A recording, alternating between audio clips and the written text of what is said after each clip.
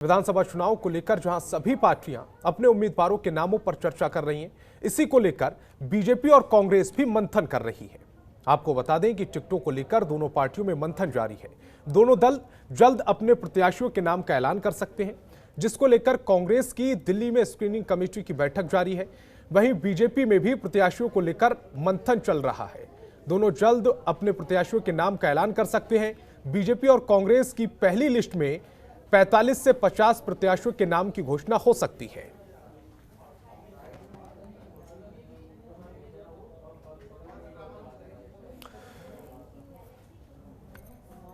तो 14 फरवरी को उत्तराखंड में वोटिंग होनी है और उससे पहले प्रत्याशी कौन होगा, किसको किस विधानसभा सीट पर चुनाव लड़ाएंगी दोनों पार्टियां, इसको लेकर बीजेपी और कांग्रेस दोनों ही मुख्य दलों में इस समय विचार चल रहा है। किसको टिकट दिया जाएगा, किसका टिकट कट सकता है, इस पर मंथन चल रहा है।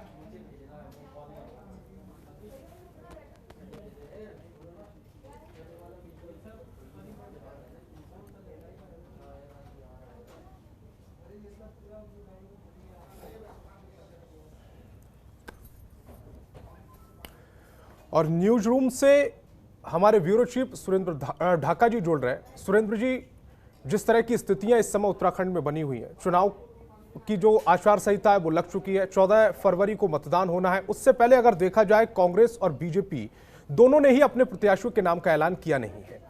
कौन सी सीट पर कौन सा प्रत्याशी होगा, इस समय वोटर असमंजस की स्थिति में है, किसके साथ जाए और किसके खिलाफ जाए। ऐसे में कब इन प्रत्याशियों के नाम का ऐलान हो सकता है? देखिए संतोष, एक चीज़ समझनी होगी, उत्तराखंड की राजनीति में एक बड़ा बदलाव पिछले 2 दिनों में देखने को मिला है। जब से उत्तर प्रदेश में जो भारतीय जनता पार्टी के मंत्री और विधायक भाग रहे हैं, उसके बाद भारतीय जनता पार्टी ने फूंक फूंक कर कदम रखना शुरू कर दिया है। पूरा कोई डैमेज ना हो जाए उत्तराखंड की राजनीति में बड़ा, उसको साधने की तैयारी चल रही है। पिछले 2 दिनों से उत्तराखंड में लगातार मीटिंग का दौर जारी है। लगातार प्रत्याशियों से सामने बुलाकर मीटिंग की जा रही है, उनके जो बायोडाटा है वो लिए जा रहे हैं। तमाम तरह की जिस फूंक फूंक कर भारतीय जनता पार्टी कदम रख रही है और 40 से 45 विधायकों की जो सूची है पहली, उसे जारी करने की तैयारी भारतीय जनता पार्टी ने की है। 16 तारीख तक ये लिस्ट जारी हो सकती है, क्योंकि अभी देखिए सभी पूर्व मुख्यमंत्री, खुद मुख्यमंत्री, प्रदेश अध्यक्ष, प्रदेश प्रभारी प्रहलाद जोशी, सभी लोग इन मीटिंग में रहे हैं। सब लोगों ने, जो लोग दावेदारी कर रहे हैं उनसे बात की है और क्षेत्र में जाकर एक जनता की राय शुमारी भी की है। राय शुमारी का मतलब साफ था कि जनता किसको ज़्यादा वोट करती है, उस पर भी जाने की तैयारी भारतीय जनता पार्टी ने की है। लेकिन जिस तरह से पिछले 2 दिनों में उत्तर प्रदेश की राजनीति में बदलाव आया, तो भारतीय जनता पार्टी के जो प्रदेश अध्यक्ष पहले कह रहे थे कि वो 15 से 20% टिकट काटने की तैयारी में है, जिनकी परफॉर्मेंस अच्छी नहीं है उनके टिकट काट दिए जाएंगे। तो ऐसे में अब नहीं लगता कि भारतीय जनता पार्टी के लिए उतना आसान रह गया है वर्तमान विधायकों के टिकट काटना। और यदि टिकट कटते हैं तो इस तरह उत्तर प्रदेश जैसी भगदड़ उत्तराखंड में ना बच जाए, उसको पहले डैमेज कंट्रोल कैसे करना है उसको लेकर एक मंथन चल रहा है। लिस्ट में देरी हो सकती है, क्योंकि भारतीय जनता पार्टी अभी सत्ता में है और वो ये चाहती है कि पहले कांग्रेस की एक लिस्ट आ जाए। कांग्रेस में दिल्ली में एक मंथन चल रहा है, उसमें अभी एक तय किया जा रहा है। अभी जो हमारे पास जानकारी है उसमें एक चीज़ तय है कि जितने सीटिंग विधायक हैं 13 और माफ़ कीजिए 11 विधायक हैं, प्रदेश अध्यक्ष, पूर्व मुख्यमंत्री, नेता प्रतिपक्ष, इन लोगों का नाम पहली लिस्ट में आएगा और उसके बाद एक लिस्ट और जारी की जाएगी। हालांकि 35 नामों को लेकर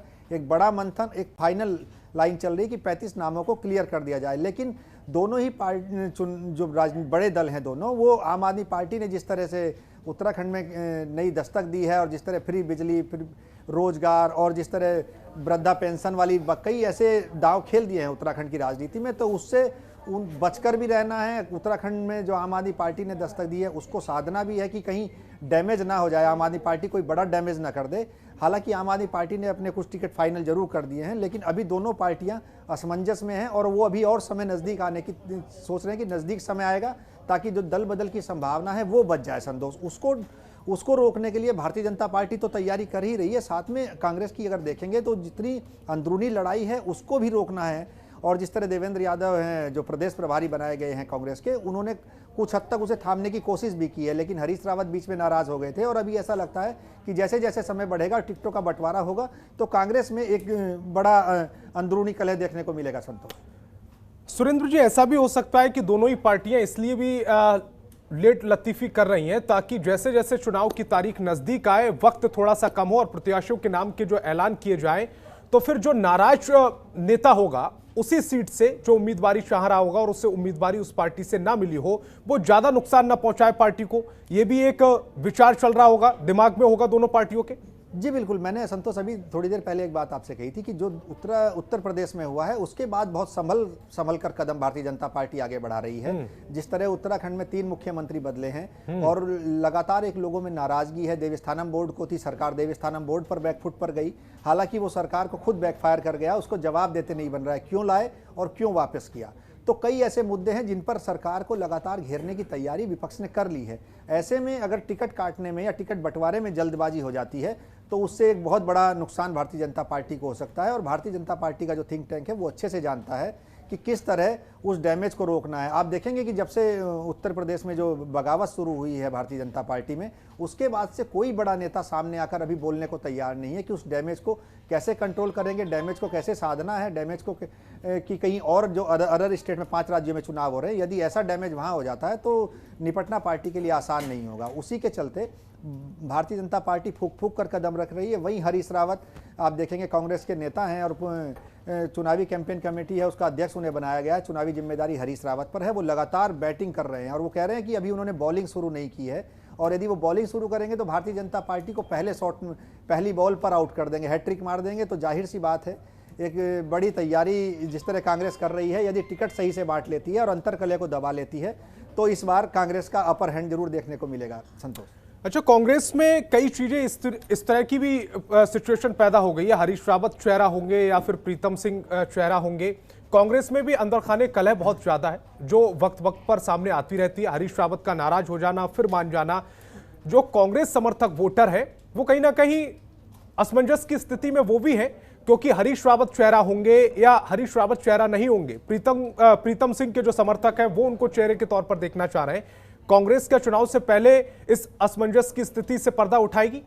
देखिए संतोष, एक चीज समझ नहीं होगी, उत्तराखंड की राजनीति में कई मिथक हैं जिनको आज तक कोई ब्रेक नहीं कर पाया है। रानीखेत की जो सीट है उससे जो विधायक जीत कर आता है उसकी कभी सरकार नहीं बनती है। जो गंगोत्री से विधायक बनता है जिस पार्टी का, उसकी पार्टी सत्ता में आती है। और एक बड़ी बात और है, पिछले 20 साल राज्य बने हुए हैं, आप देखेंगे कि जब भी किसी पार्टी ने किसी को चेहरा बनाकर चुनाव लड़ा है वो पार्टी सत्ता में नहीं आई है। तो जाहिर सी बात है दोनों राजनीतिक पार्टियां जानती हैं। हालांकि बीजेपी ये जरूर कह रही है कि मुख्यमंत्री पुष्कर सिंह धामी उनका चेहरा है, लेकिन मुख्यमंत्री कौन होगा अभी तक उस पर बीजेपी भी खुलकर नहीं बोल रही है। जिस तरह हरीश रावत ने पिछले दिनों बगावत कर दी थी एक बार और उन्होंने आला कमान तक अपनी बात पहुंचाई थी, उसके बाद आला कमान ने साफ कर दिया है कि चेहरा कोई नहीं होगा, सामूहिक नेतृत्व में चुनाव लड़ेंगे।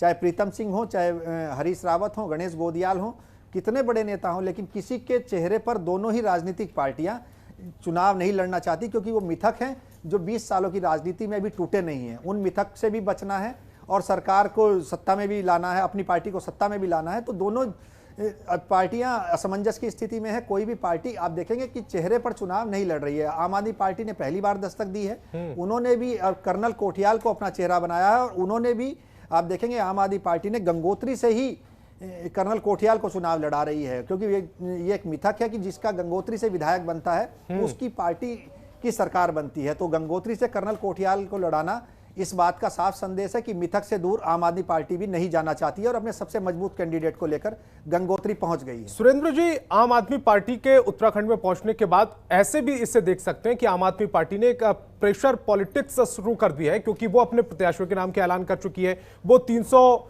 यूनिट बिजली फ्री का नारा देती है तो पीछे पीछे दोनों पार्टियां ये नारा देने लगती हैं कि हम भी बिजली फ्री कर देंगे। एक तरह से आम आदमी पार्टी फ्रंट फुट पर खेलकर प्रेशर क्रिएट कर रही है और दोनों पार्टी उसी लीग पर आगे बढ़ जाती हैं।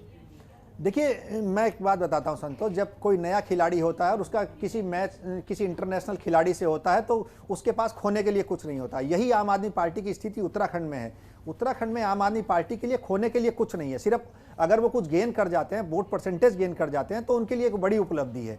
तो उसी स्ट्रेटजी पर आम आदमी पार्टी काम कर रही है, खुलकर बैटिंग कर रही है। लगातार अपना मुख्यमंत्री का कैंडिडेट दे दिया है, लगातार घोषणाएं कर रहे हैं और ऐसी घोषणाएं की हैं कि आप अंदाजा लगा सकते हैं जो मिडिल क्लास आदमी को, मिडिल क्लास से लोअर क्लास आदमी को इफेक्ट करती हैं। जिस तरह बिजली की योजना है, वृद्धा पेंशन है और तमाम तरह की योजनाएं जो आम आदमी पार्टी ने 5 वादे जो जनता से किए हैं, अपने मैनिफेस्टो में भी वो ला रहे हैं।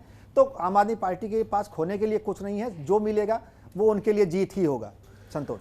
सुरेंद्र जी, कुल मिलाकर आम आदमी पार्टी उस सिचुएशन में है कि वो पिंच हिटर की भूमिका में है, वो सिर्फ बल्ला घुमाए हुए है। अगर गेंद उस पर आती है तो छक्का जाएगा और नहीं आती है तो विकेट भी गिर जाता है, तो उसके पास खोने के लिए कुछ नहीं है। आप मेरे साथ बने रहिए, आगे भी आपसे अपडेट लेंगे।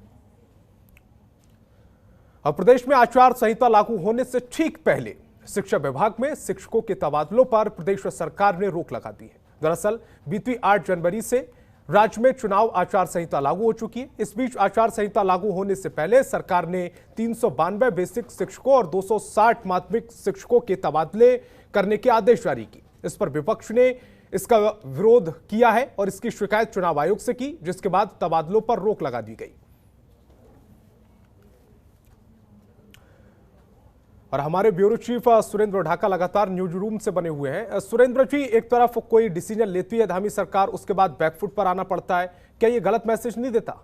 देखिए संतोष, 8 तारीख को 3:30 बजे के लगभग जब चुनाव आयोग ने प्रेस कॉन्फ्रेंस की और 5 राज्यों में आचार संहिता कोड ऑफ कंडक्ट लागू हो गया, उसके बाद से आप देखेंगे कि कई फैसले धामी सरकार के जो ऑर्डर आदेश हैं वो बाद में आए हैं, जिसको लेकर विपक्ष मुखर था और चुनाव आयोग की शरण में गए। आप देखेंगे कि कोरोना काल के चलते जो ट्रांसफर सेशन था वो 0 हो गया था, ट्रांसफर नहीं हो पाए पिछले 2 सालों से, तो उसको एक चुनावी माहौल में साधने की तैयारी धामी सरकार ने जरूर की थी। हालांकि जब तक मुख्यमंत्री थे त्रिवेंद्र सिंह रावत, तो उन्होंने कोई ट्रांसफर पोस्टिंग पे ज़्यादा ध्यान नहीं दिया है। उनका काम, वो सीधे काम पर फोकस कर रहे थे। लेकिन जिस तरह टीचर्स को लेकर अरविंद पांडे लगातार चर्चाओं में रहे हैं और जिस तरह आचार संहिता लगने के बाद ये ट्रांसफर लिस्ट जारी हुई, उसको लेकर एक बड़ा संदेश चुनाव आयोग के खिलाफ जा रहा था। और उसके बाद जो विपक्ष है वो चुनाव आयोग की शरण में पहुंचा है और उन्होंने चुनाव आयोग से मांग की कि ये कोड ऑफ कंडक्ट लगने के बाद अगर इस तरह से ट्रांसफर होते हैं तो आचार संहिता का उल्लंघन हो रहा है। उसके बाद सरकार को निर्देश दिए गए और वो सभी ट्रांसफर पोस्टिंग जितने किए गए थे वो सब निरस्त किए गए हैं।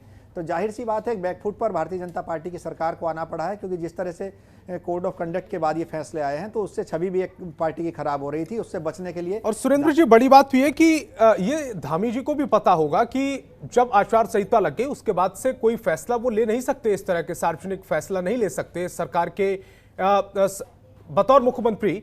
लेकिन अगर उन्होंने ये फैसला लिया तो इसका मतलब ये कि या तो उनको आचार संहिता की जानकारी नहीं थी या फिर उन्होंने बिना सोचे समझे वोटरों को लुभाने के लिए इस तरह का फैसला लिया, जो अब कहीं ना कहीं ऐसा मान सकते हैं कि उन्होंने पड़ी कुल्हाड़ी पर पैर मार दिया। देखिए संतोष, ये मान सकते हैं पड़ी कुल्हाड़ी पर पैर मारना है, एक मैसेज खराब जरूर गया है प्रदेश में। लेकिन जितनी भी सरकारें रहती हैं वो क्या करती हैं कि जैसे आचार संहिता 3:30 बजे लगी है तो 8 तारीख को ही उससे पहले की डेट में वो ऑर्डर बाद में जारी हो जाता है, तो उसका एक खराब मैसेज गया। और जिस तरह से चुनाव आयोग ने सख्ती की और ये सभी जो ट्रांसफर हैं वो निरस्त करने पड़े, तो उससे एक पार्टी की छवि तो खराब हुई है, साथ ही एक जनता में जो मैसेज है वो खराब गया। और जिन लोगों के ट्रांसफर पोस्टिंग इस समय किए गए थे, अगर सरकार को ट्रांसफर पोस्टिंग करने ही थे तो कोड ऑफ कंडक्ट से पहले किए होते तो उनके ट्रांसफर भी हो जाते, सरकार की छवि भी बच जाती। लेकिन दोनों तरह से सरकार को नुकसान हुआ है, धामी को, पुष्कर सिंह धामी की जो छवि है उसको नुकसान हुआ है।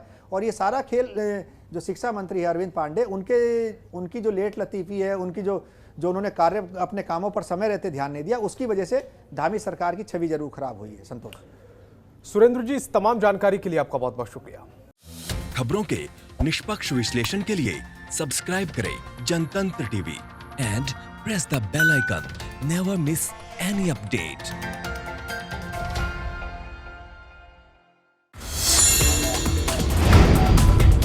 Download the Janatantra TV app, available on Google Play and App Store.